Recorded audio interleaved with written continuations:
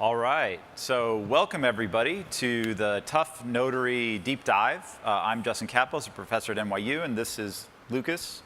Hi everyone. Lucas is a developer who works with me, and we're going to be talking about TUF Notary and a little bit about a project called in-toto. So I'll go ahead and kick us off. All right, so first off, because I am a professor, I get to do things like give pop quizzes. So there is an attack vector that, when exploited, lets attackers do basically anything with your device. You can't really use things like a firewall or antivirus or other types of defenses like this to get around it. It's in basically everything that computes around you, whether it's the power grid, the car, a car that you might drive, your phone, and of course the cloud. If you try to attack this vector, a failure to do this often seems like there was just some accident or some error. And this has been used by the absolute top hackers in the world to go after targets that they really, really care about, that they want to cause massive damage. So does anybody know what this attack vector is? In the back, yes, I saw, yes. Software updates, yes, thank you. Somebody came to the intro session. That's great. This attack vector is super, super effective. There are many, many victims of this. This slide could have 100 logos on it easily. But one thing to notice about this is that all these companies who've had their users attacked through a software update as a vector, these are also companies that you would think about as having some of the best security teams in the world, right? So they're, one should think about this and be concerned and worry about this as a potential area. Can't you just use crypto? Doesn't crypto just work? Hey, I have a bike lock. Isn't my bike secure? No one could possibly just pick the bike up, lift the lock part over the fence and just over the pole and run away with it. It's not that simple.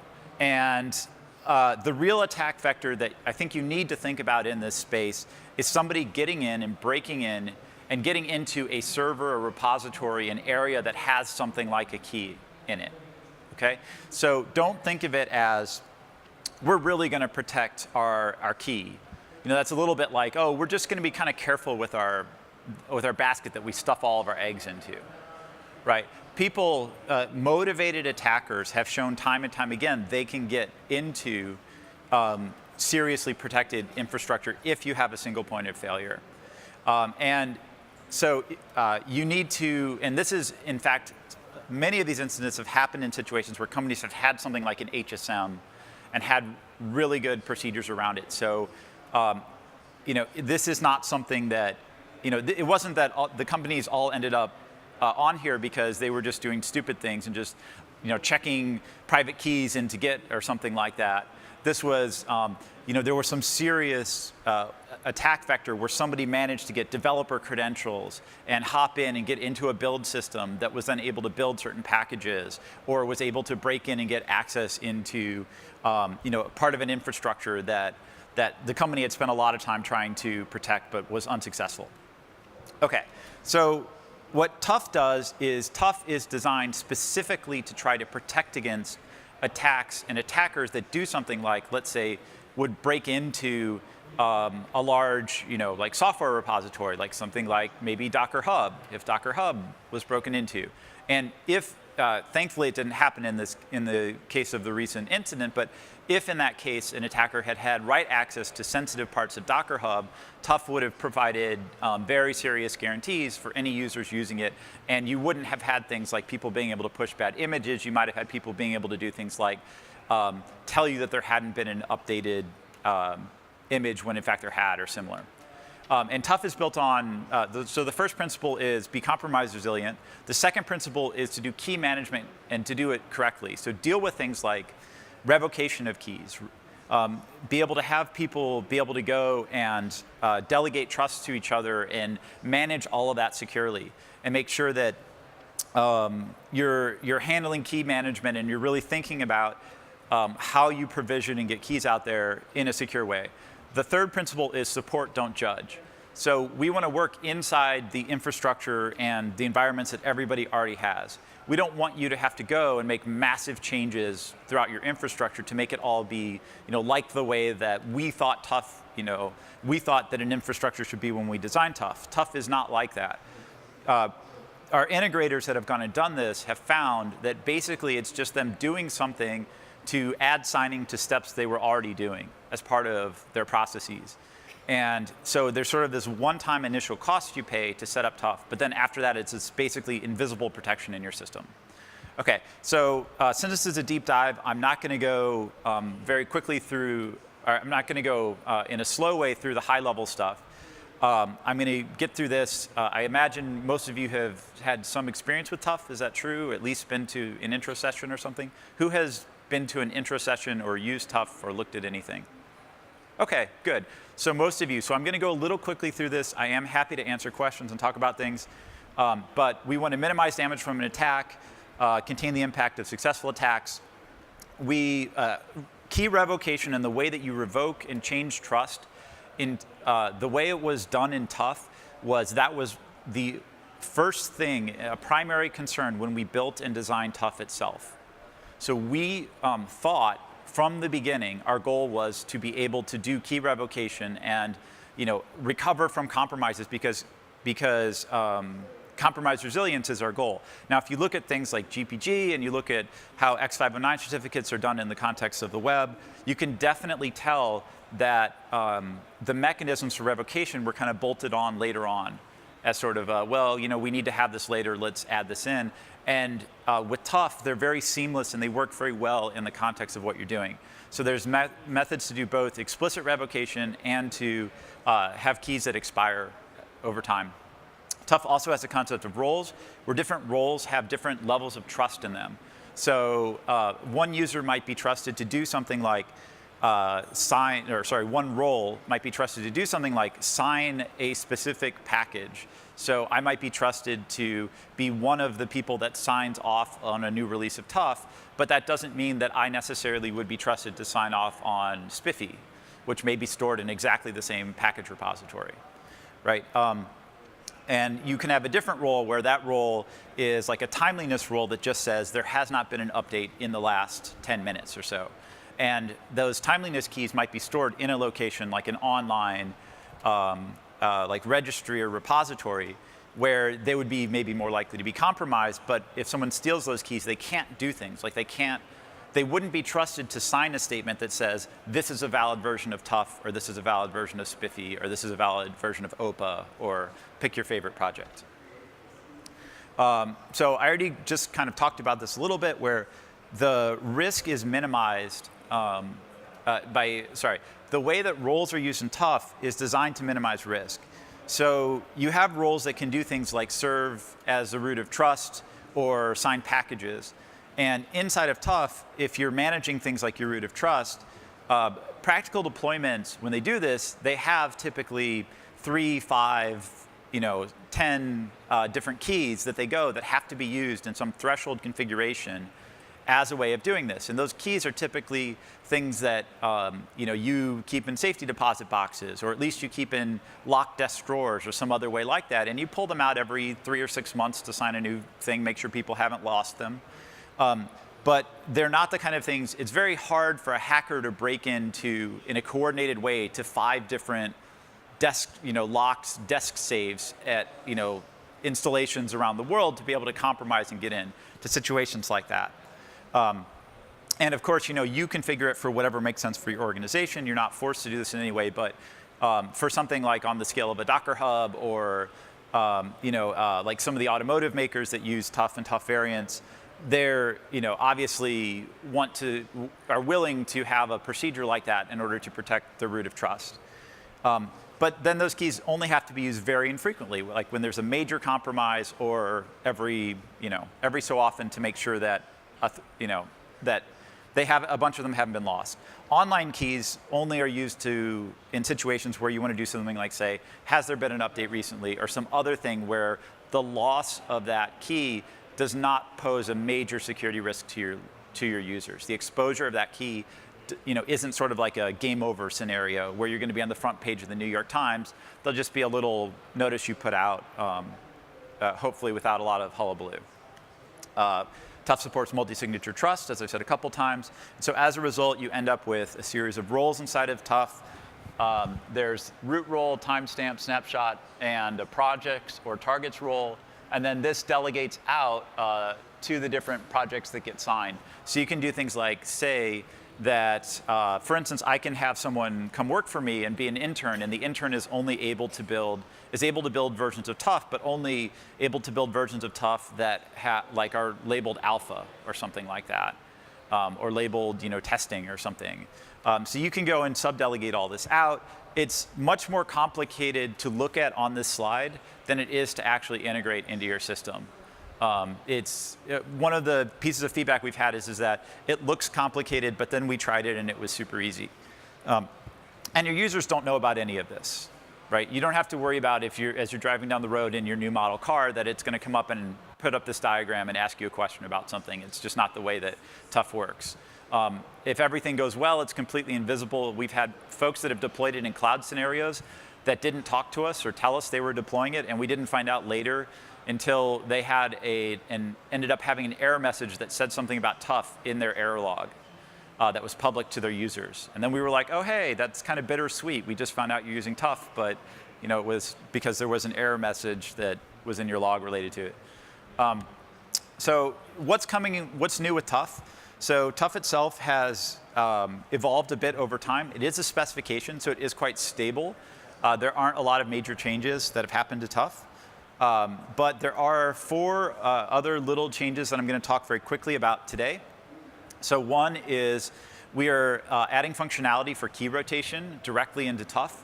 You could already rotate keys in TUF, but the way that TUF worked is that when I did a delegation, I delegated to a key. So I would delegate effectively to like Lucas with Lucas's key or Sarah with Sarah's key.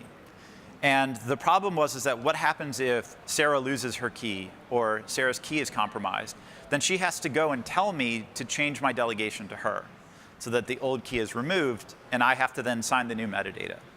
But this is inconvenient for a lot of reasons. So one, a lot of people might delegate to Sarah, and then she has to go track down 20 people to get them to all remove her key before trust is removed in her key. Key rotation gets around this issue by making it so that a party, like Sarah in this example, she can go and she can sign a file that says effectively, don't trust my old file anymore, trust this new one. Or just sign a file that says, don't trust my old file anymore. Okay? So that allows her to go and do things like rotate to a new key, and all of us that delegate to her don't have to update our delegations. Or she can self-revoke her key, say, don't trust this key anymore, and then none of the users who use this will end up trusting her. We also have made more explicit the way that you should manage different versions of TUF itself, like your TUF clients, your TUF updaters, because as folks are deploying and running into scenarios where they want to add functionality that can be breaking in some cases, we want this to be completely seamless. So the way this works is fairly simple. You check the TUF version before an update. You go and you update the TUF client itself before updating metadata, and the repository just stores a small amount of extra metadata. This lets you have non-backwards compatible changes, and also as part of this tap, which is very minor, we're also standardizing the semantic versioning. That is the way you should do it. Everybody who is using TUF that I'm aware of was already doing this, but we want to just make it part of the spec to say, like, hey, you really, really should do this. There's another thing that we're adding into TUF as part of the specification is different people who deploy TUF for a bunch of reasons, like legacy reasons and just because of the way they had done things, in some cases wanted to do all the things TUF told them to do, but wanted to use things like a different wireline format, where one group might want to use XML, another group might want to use some really tight like DER, BER encoding, someone else might use JSON. And the thing is that we want them all to be sort of compliant with TUF and do all the right things in all the right cases. But if we went and said, in order to use TUF, you have to use JSON, or you have to use this, or you have to use that, people would effectively rebel and say, well, we can't do that. So this is our way to try to strike a balance where you can get legacy support, where people can have different formats, but you can also have things that interoperate. And the way that this works is if you want to have other people be able to interoperate with your TUF implementation, you record the protocol, operations, usage, and format. And this is enough information to let people be able to be wireline interoperable with you because you have the protocol and format aspects, and also describes enough about your deployment environment so that if someone else is going and, let's say, trying to deploy Notary for their environment in a different way, then they can understand, perhaps how Notary was deployed by other folks who did it. And so we think this will be a valuable addition to it. And it's something that actually came from a bunch of the automakers who are using this out of there, and it's something that we're upstreaming into TUF.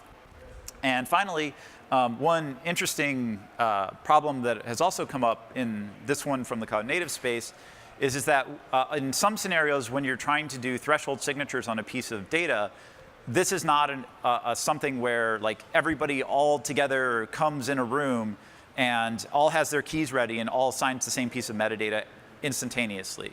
It's often the case that you might want your repository to be able to store data that has been signed but hasn't been signed to the correct threshold yet.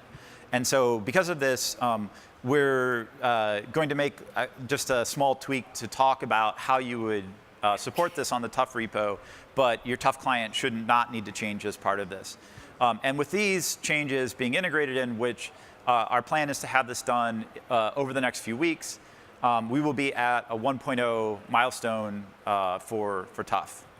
But now that we've talked about how to get to the 1.0 milestone for TUF, Lukas is going to come and talk about how we get beyond TUF, what we protect against. Thanks. Thanks, Justin. Does the microphone work? Good. So the key takeaway from what Justin said is go use TUF. If you manage software updates, you should use TUF to protect it, because Justin and a bunch of other bright people spend a lot of thought on how to do this, and so that not everyone has to do it by themselves. And I get to tell you now that protecting your software updater won't do it. It won't be enough. Because what is with all the things that are happening before that, which are generally referred to as the software supply chain. So in order to create software, it runs through a series of steps where you produce the code, you check it into your software, in your source code repository, then you build it somewhere on a build farm or in your CI/CD. You run tests over it either before or after building. You can do static tests, dynamic tests. You can run CVE scanners over it. Then you somehow package it in the container space. You would create a container image and you put it in an image repository. And finally, you want to use it as a user or deploy it in your Kubernetes cluster. So as you can imagine, and as I said, TUF only protects the outcome of the entire software supply chain. But all of the other parts should be protected as well. So this is a huge attack surface where any of the steps or your product, your software in transit, can be compromised. And yeah, that's bad. And this is just a very silly, small software supply chain example for the sake of this talk, and in order to talk about how we deal with this. But imagine if this happens to a real-world software supply chain where you have a lot of different places and they're all somehow interconnected, and a lot of people do different things in your supply chain. So you really want that you can provide integrity of all these steps, because attacks are happening all the time, especially in the last couple of years. You probably remember Shadowhammer this year and attacks on software repositories like NPM and PyPI. There was NotPetya, Kingslayer. All of these attacks were related to compromises in the software supply chain. So how can we fix this? I'm going back to this simple software supply chain for this talk. There are already a lot of very sensible point solutions for different parts in your software supply chain. You can sign your Git commits. You can even use YubiKey, which makes it a little more unlikely for your keys to get compromised. You can use something to even make Git signatures better, which was coincidentally also developed at NYU. It's called reference state log. For the build process, you can use trusted platform modules or HSMs. You can take advantage of reproducible builds. For testing, as I said earlier, testing itself is a way of protecting the software supply chain by running security linters over your code, by scanning for CVEs and so on. But in reality, testing is also just another series of steps in your supply chain, because you want to know if your code was tested, or when your code was tested, the code that was tested is also the code that gets into your final product. And for distribution, we already talked about TUF. So you can use TUF or Notary if you're in the container space to make sure that the distribution and update process is protected. So the question is this fixed? Obviously not, because we still have some time for this talk. Give me a second.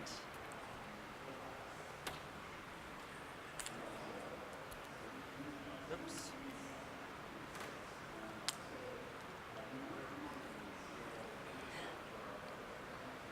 That was clumsy. So we said we can do things about the individual steps, but what about the product in transit, like the gaps in between the steps? And what about compliance? How do you know that the steps were performed according to how you intended them to be performed? And that's where we design in-toto. In-toto is the next big TUF.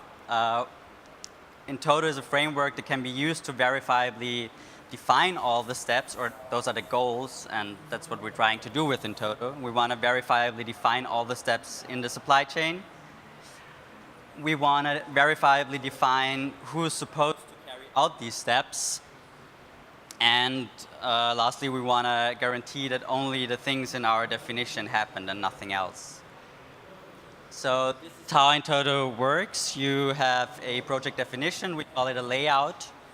And it defines, as I said, the steps of the supply chain, like your, let's say, Git release step, then your build step, your various testing steps, and your containerization or distribution step. You have all of these steps named in your layout.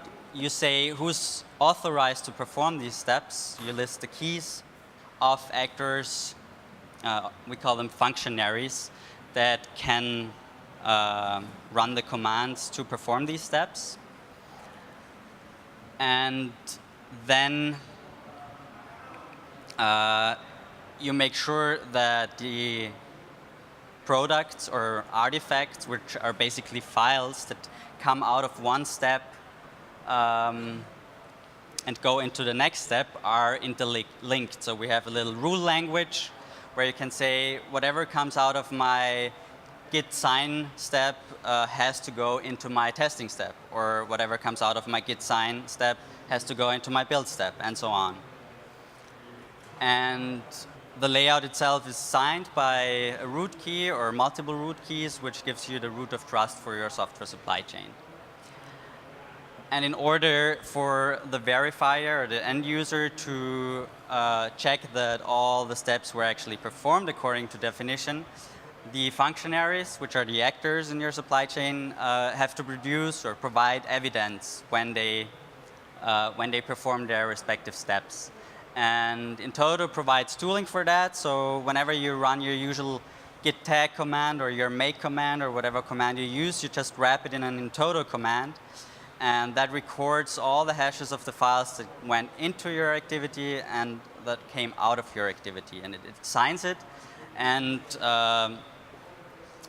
propagates it for later verification. And when you try to verify it, you just use the software that came out of your supply chain together with this metadata, the project definition and the link metadata, which is the evidence for the steps. And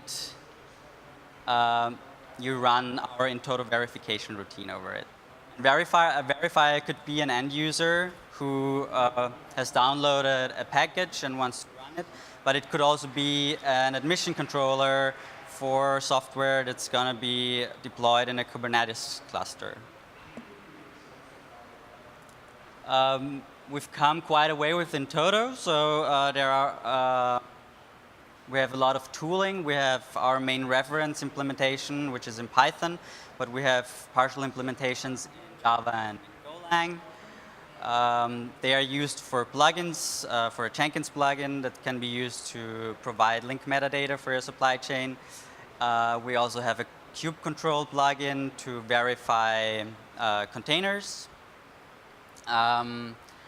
We are being used in the Debian community. There's a collaboration with the reproducible builds folks, so you can, when you do apt-get install, you run in-toto in order to verify whether the package you're trying to install is reproducible. We are using it indoor for our own projects. We have in-toto metadata for in-toto itself. We have it for other projects at NYU. And one of the big sponsors here at KubeCon is actually using in-toto together with TUF to protect their entire supply chain and infrastructure. So please reach out to us if you think that this is something that you might want to use. And I thank you for your attention. Yeah, thank you. Okay. So we'd love to take any questions anybody has about TUF, Notary, in-toto. If there's Notary questions, then Justin Cormack might get asked. Yes? Oh, here. Can you hand this back? You have listed among the tools SPDX. What's the relationship with SPDX? Okay, yeah, that's a good question. That's a better question to ask Santiago. So he's gone and worked with the SPDX folks to define some part of like storage rules for SPDX that, do you know a better answer for this? Not really. So they have, I'm going to do Yeah, it, go ahead. They have a similar goal, especially for licensing. They want to make sure that all the software in your project is properly licensed. And we had talks with them if we could use in-toto metadata to provide some integrity guarantees about the licensing information. Yeah, so they're like a much richer schema. But as for the actual interactions we're currently having with our group, then I have to defer to the lead, who unfortunately can't leave the country for US visa reasons. So, great. What other questions? Who else has a question? Yes, here. Oh, there. So, is there a Kubernetes submission controller that can verify in-toto information? Yeah, and there's one that is being used in production by large groups of people.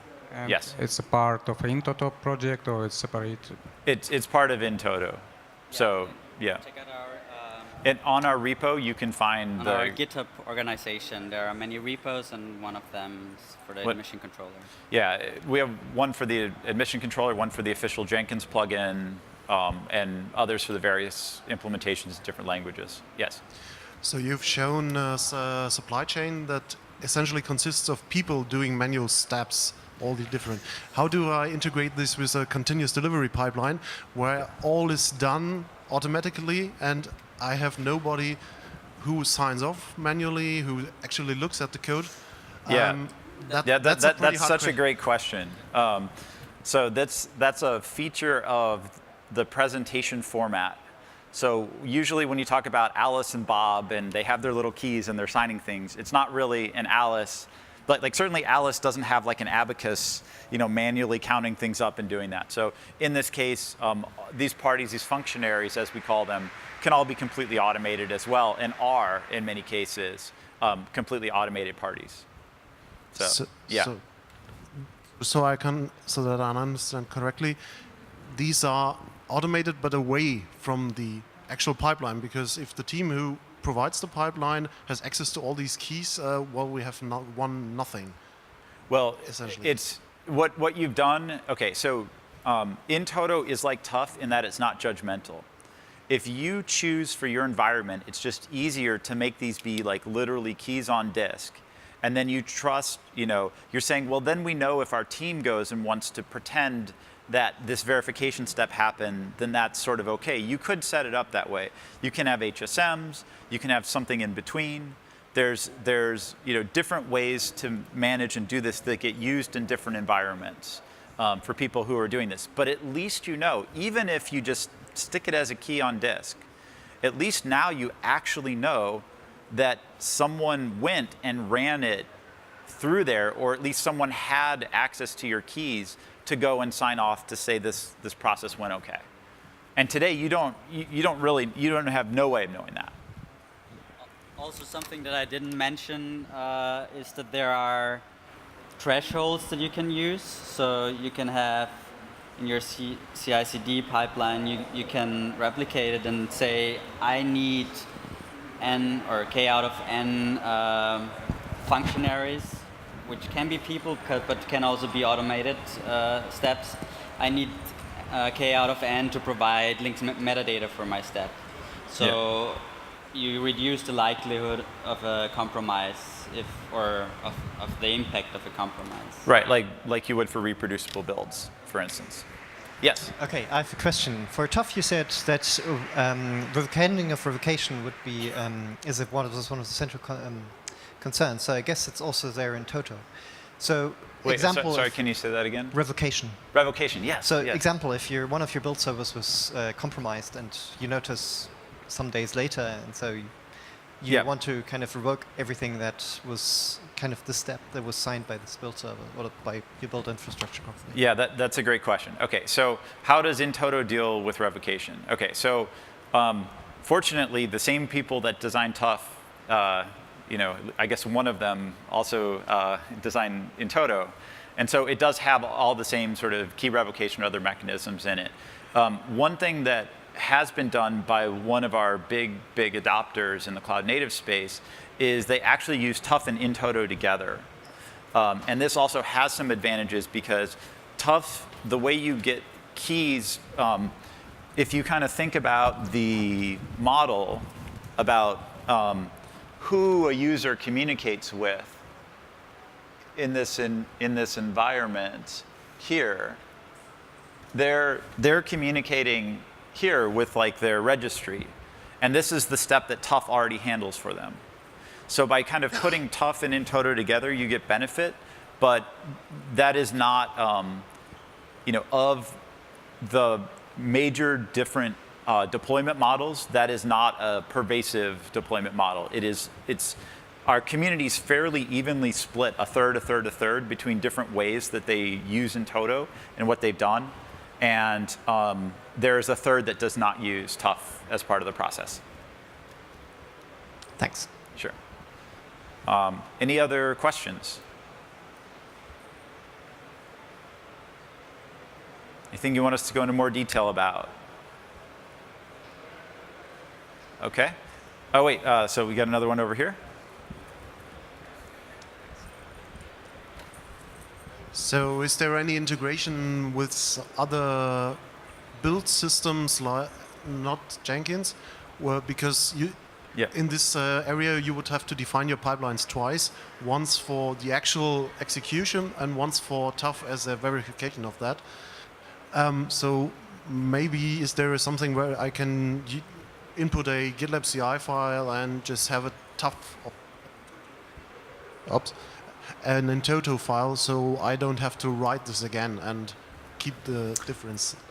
Okay, so I'll answer the first part of the question, and then I don't know if I can answer all the second part because I'm not that familiar with the second system you mentioned. I didn't quite catch the name either. But in terms of integrating into other build systems, absolutely. It's actually very trivial to do that. Jenkins was hard because of like the hosted server model that they use, but we actually did Travis integration like before we did anything with Jenkins and things like that, and we've integrated into a bunch of things. It's super, super simple to do. It's the kind of thing where if you have your own whatever, you know, talk to us and you're probably done in an afternoon. But in general, if you already have information about what your layout or your pipeline is, the philosophy we have now is that people should take that information and should be able to write that very easily as a layout in in-toto. And you actually get a lot of benefits from doing that. One thing that might not have been apparent from this, and one thing that kind of surprised me in a very positive way about this is we had written in a very normal way, you write these layouts and you link the metadata you get together and you know, stuff like this, like Lucas was talking about. So you have all this stuff that links together. And you can even do things after install, so or in the process of installation. And so one really interesting thing is that if you look at packages like Debian packages or RPMs or whatever else, they're basically just zip files. And so the sort of rules that we wrote these rules that basically said, well, the things you get out of the package should be the things that went into the package, right? Because that's just a very natural kind of like line to draw. You know, hey, the thing that came out of when I unpacked should be what went in. But that actually protects you against large classes of attacks where people have gone and been able to do like APK. There was the Android APK attack where they put multiple copies of the same file into an APK, and then the signature verification was over the wrong instance of the file, the different instance than the one that was put on disk. And so you have like also a lot of historical vulnerabilities, buffer overflows, and other things like that in those kind of decompression routines. And so the nice thing about that is just the very normal, natural way of writing this in-toto metadata provides you with all this additional security validation and coverage that may not have even been things you were intending to do. But it just sort of makes sure it follows the right steps. OK, so I hope that answered your question. If there's some part I didn't get to, then I'm happy to check about it. Great. Oh, yeah, another one right here. So you talked a lot about TUF and in-toto, but you didn't talk about Notary that much. What does Notary do that is not, that it's like, how is it different from TUF, or what is the part of it that it does? OK. Notary is the most popular implementation of TUF for the cloud. That's thing number one. So if you're looking for a great, like if you want to deploy something like TUF, Notary is a nice Go implementation of TUF. Notary also was the very first implementation of TUF to really have widespread use. And as a result, the TUF itself hadn't been used by a lot of communities at that point. And so Notary made some opinionated decisions about ways to do certain things within TUF. Some of these were very good things that we ended up integrating back into TUF. Some of these are things that maybe will be changed in the future, but were very understandable and, you know, whatever, and made sense at the time, and yeah. So I think that if you're looking for good cloud native implementation, you want something easy to integrate, you want something that just works well and is used by major cloud providers all over the place, Azure and IBM Cloud, and of course Docker, and I should have about 8 more that I can rattle off for Justin: Cloudflare, DigitalOcean, so on, then Notary is the way to go. Dumb question. Yeah. So when you say Notary is an implementation of TUF, is TUF then a spec? TUF is a specification. It also has a reference implementation that is used in the cloud. In fact, there was a nice talk by Datadog about how they use TUF in the last CNCF meeting. And there are other implementations of TUF available. TUF is actually a variant of TUF called Optane. It's actually used pretty widely in the automotive space, and there's about half dozen to a dozen different implementations there. So there are other implementations available. Some of those are open source too, in different languages: Rust, C, C++, so on.